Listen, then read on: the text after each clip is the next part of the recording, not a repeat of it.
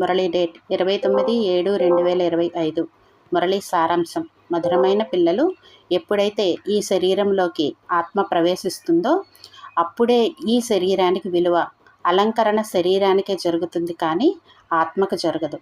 ప్రశ్న: పిల్లలైన మీ బాధ్యత ఏమిటి? మీరు ఏ సేవను చేయాలి?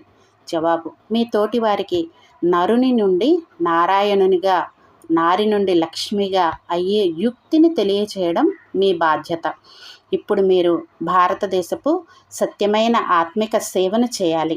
మీకు జ్ఞానమనే 3వ నేత్రం లభించింది కావున మీ బుద్ధి మరియు నడవడిక చాలా రిఫైన్గా ఉండాలి.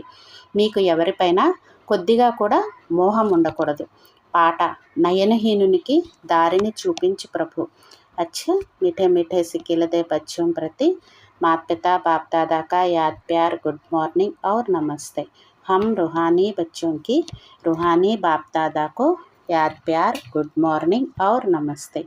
ధారణ కోసం ఫస్ట్ పాయింట్: ఇప్పుడు మీరు తండ్రి ద్వారా ఎంతో విలువైన వారిగా అయ్యారు. మీరే దేవతలుగా అవ్వనున్నారు. ఇదే నారాయణి నశాలో ఉండాలి. బంధనముక్తులుగా అయ్యి సేవను చేయాలి. బంధనాలలో చిక్కుకోకూడదు.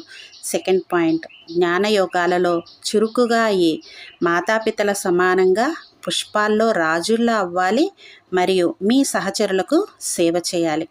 వరదానం: తమ సర్వ ఖజానాలను అన్య ఆత్మల సేవలో వినియోగించి సహయోగిగా అయ్యే సహజ యోగి భవ. సహజ యోగిగా అయ్యేందుకు సాధనము సంకల్పం ద్వారా, వాణి ద్వారా మరియు ప్రతి కర్మ ద్వారా స్వయాన్ని సదా విశ్వంలోని సర్వ ఆత్మల పట్ల సేవాధారిగా భావించి సేవలోనే సర్వస్వమును వినియోగించాలి. బ్రాహ్మణ జీవితంలో శక్తుల, గుణాల, జ్ఞాన ఖజానాలు మరియు శ్రేష్ఠ సంపాదన చేసుకునే సమయపు ఖజానాలు ఏవైతే తండ్రి ద్వారా ప్రాప్తించాయో వాటిని సేవలో వినియోగించండి. అనగా సహయోగిగా అయినట్లయితే సహజయోగిగా అవ్వనే అవుతారు. కానీ ఎవరైతే సంపన్నులో వారే సహయోగులుగా అవ్వగలరు. సహయోగిగా అవ్వటము అనగా మహాదానిగా అవ్వటం. స్లోగన్: అనంతమైన వైరాగిగా అయినట్లయితే ఆకర్షణ యొక్క అన్ని సంస్కారాలు సహజంగానే సమాప్తమైపోతాయి. అచ్చ ఓం శాంతి.